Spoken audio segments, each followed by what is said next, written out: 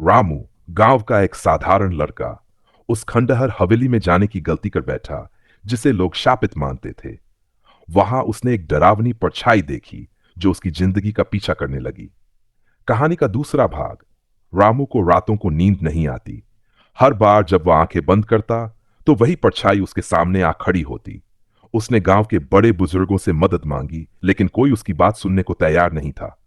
लोग उसे पागल समझने लगे। एक दिन गांव की बूढ़ी ताई, जिसे लोग दादी माई कहते थे, रामू के पास आई। वह झुकी हुई आवाज में बोली, बेटा, तूने उस खंडहर में क्या देख लिया? वहां जाने की हिम्मत आज तक किसी ने नहीं की। रामू ने कांपते हुए सब कुछ बताया। दादी माई का चेहरा सख्त हो गया।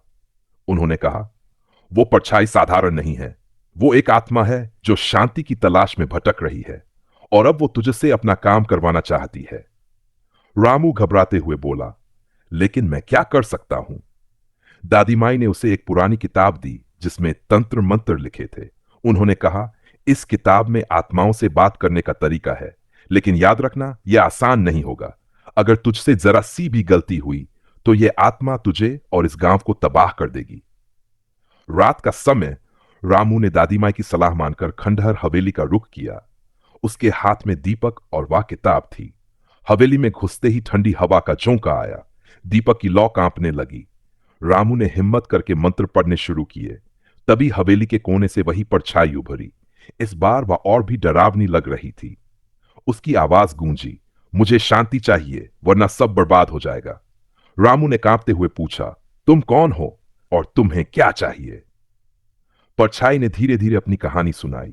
वह एक औरत की आत्मा थी जिसका नाम चंपा था। उसे उसके पति ने इसी हवेली में जिंदा दफना दिया था। उसकी आत्मा उसी दिन से बदले की आग में जल रही थी। उसने कहा, मुझे बदला चाहिए। जब तक मेरा बदला पूरा नहीं होगा, मैं इस गांव को चैन से नहीं जीने दूंगी। आत्मा का बदला। रामू ने परछाई से पूछा, तुम्हारा बदला कैसे पूरा होगा? चंपा ने हवेली की दीवार की ओर इशारा किया। वहां एक बड़ा सा ताबूत था। उस ताबूत में मेरे हत्यारे की हड्डियां छिपी है। उसे जलाकर मेरी आत्मा को मुक्ति दे। रामू ने डरते डरते ताबूत खोला। अंदर कंकाल पड़ा था, लेकिन जैसे ही उसने कंकाल को छुआ, पूरे कमरे में आग की लपटें उठने लगीं।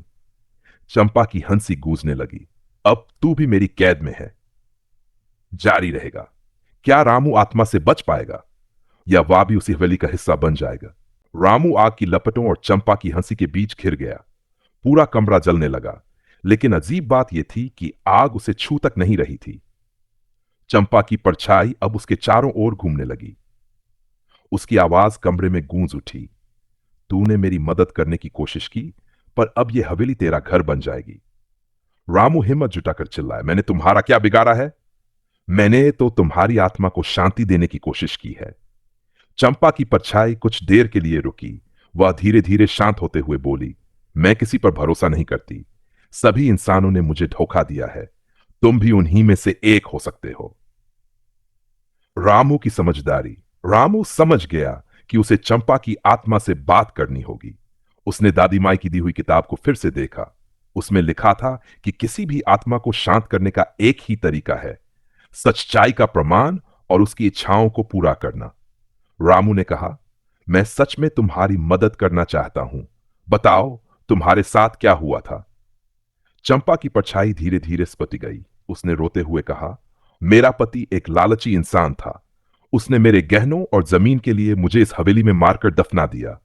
उसकी आत्मा को भी यहां कैद कर दिया गया है, क्योंकि उसके पापों का अंत होना अभी बाकी है। रामू ने हिम्मत करके पूछा, तो तुम्हारे पति की आत्मा कहां है? चंपा ने हवेली के एक और बंद कमरे की ओर इशारा किया। उस कमरे में उसकी आत्मा कैद है। उसे जलाकर मुझे शांति दो, लेकिन ध्यान रखना, वह बहुत शक्तिशाली है। भूतों की लड़ाई। रामू ने बंद कमरे का दरवाजा खोला। अंदर अंधेरा था।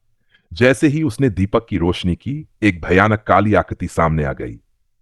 यह चंपा के पति की आत्मा थी। वह गुस्से से चिल्लाई, कौन है जो मुझे जगाने की हिम्मत कर रहा है? रामू ने किताब में दिए मंत्र पढ़ने शुरू किए। तभी चंपा की आत्मा भी वहां आ गई। अब दोनों आत्माओं का आमना सामना हो गया। चंपा चिल्लाई, आज तेरा पाप खत्म होगा। उसके पति की आत्मा जोर से हंसते हुए बोली, तू मेरा कुछ नहीं बिगाड़ सकती। मैं हमेशा यहां राज करूंगा। रामू ने दोनों आत्माओं को रोकने की कोशिश की।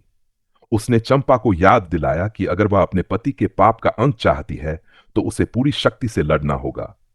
उसने चंपा की आत्मा को मंत्र के सहारे शक्ति दी। आखिरकार चंपा ने अपने पति की आत्मा को एक शापित ताबूत में बंद कर दिया। रामू ने उस ताबूत को हवेली के बाहर ले जाकर आग लगा दी। आग की लपटें आसमान तक पहुंच गई।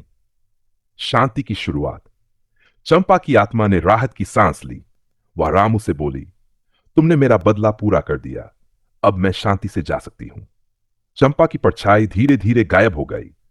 हवेली में अचानक शांति छा गई। रामू ने सोचा कि अब यह सब खत्म हो गया है, लेकिन जब वह घर की ओर बढ़ा तो उसे अपनी छाया में कुछ अजीब सा दिखाई दिया।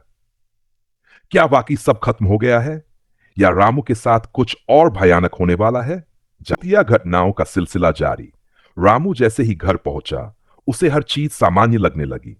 वह सोचने लगा कि शायद अब वह उस डरावनी दुनिया से आजाद हो गया है। लेकिन जब उसने अपनी परछाई पर ध्यान दिया तो वह ठिठक गया। उसकी परछाई सामान्य नहीं थी, वह खुद से अलग हरकत कर रही थी। रात को जब रामू सोने गया तो उसे अजीब सी आवाजें सुनाई देने लगीं। ये आवाजें उसके कानों में फुसफुसा रही थी, तूने मुझे ताबूत में जलाया, लेकिन मेरी ताकत को नहीं मिटा सका। डर का नया चेहरा। रामू घबरा कर उठ गया। उसने देखा कि उसकी परछाई अब दीवार से उतरकर एक अलग रूप ले रही थी। यह परछाई उसके ऊपर झुकी और बोली, मैं वही आत्मा हूं जो तुम्हारे साथ जुड़ गई है। तुमने चंपा को तो मुक्त कर दिया, लेकिन मेरा अंत नहीं कर पाए। अब मैं तुम्हारे जीवन का हिस्सा बनकर तुम्हें तबाह करूंगा। रामू ने चीखते हुए कहा, तू कौन है और मुझसे क्या चाहता है? उस परछाई ने जवाब दिया, मैं चंपा का पति हूं। तुमने मेरा शरीर जला दिया, लेकिन मेरी ताकत को खत्म नहीं कर पाए। अब मैं तुम्हारी आत्मा पर राज करूंगा। दादी माई की आखिरी चेतावनी। रामू को दादी माई की बात याद आई। उन्होंने कहा था कि आत्माओं को खत्म करना आसान नहीं होता। वह तुरंत दादी माई के पास भागा। दादी माई ने उसकी हालत देखकर कहा, मैंने तुझे पहले ही चेतावनी दी थी कि यह आसान नहीं होगा। अब तुझे अंतिम संस्कार की विद्या करनी होगी। अगर वह आत्मा तुझसे जुड़ गई है तो उसे केवल एक विशेष पूजा से हटाया जा सकता है। रामू ने घबराते हुए पूछा, यह पूजा कहां होगी? दादी माई बोली, उस खंडहर हवेली में। वहीं से सब शुरू हुआ था और वहीं सब खत्म होगा। लेकिन ध्यान रखना, यह पूजा बहुत खतरनाक होगी। अंतिम पूजा का आगाज। रामू ने तय किया कि वह अपनी जिंदगी को बचाने के लिए यह खतरा उठाएगा। दादी माई ने उसे एक मंत्र दिया और कहा, यह मंत्र आत्मा को कमजोर करेगा, लेकिन तुझे उसकी सबसे कमजोर कड़ी पर वार करना होगा। रामू फिर से उस हवेली पहुंचा। इस बार हवेली और भी डरावनी लग रही थी।